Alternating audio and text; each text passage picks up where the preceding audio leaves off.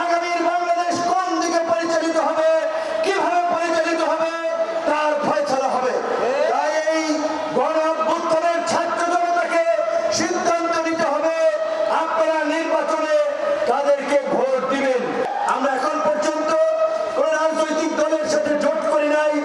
আমরা পরিষ্কারভাবে বলছি, আগামীতে আমরা যাদের সাথে জোট করব তারা সরকারে গেলে তারা সমাজ এবং রাষ্ট্র ব্যবস্থা নিয়ে কি ভাবছে, দেশের পরিবর্তনের প্রশ্নে তাদের অবস্থান কি, চাঁদাবাজ, দখলদার, বৈদস্যু, মাফিয়া, সন্ত্রাসীদের বিরুদ্ধে তাদের অবস্থান কি, এই সমস্ত বিষয় পরিষ্কার হওয়ার পরেই আমরা সিদ্ধান্ত নিব আমরা কোন দলের সাথে জোট করব কিনা।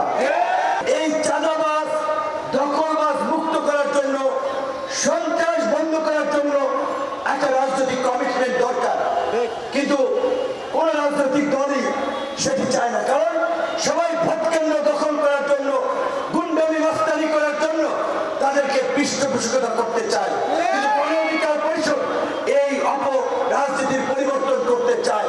যদি আমরা সুযোগ পাই, আমাদের সুযোগ তখনই হবে যখন জনগণ আমাদের পাশে এসে দাঁড়াবে, জনগণ আমাদেরকে সমর্থন করবে এবং আগামী নির্বাচনে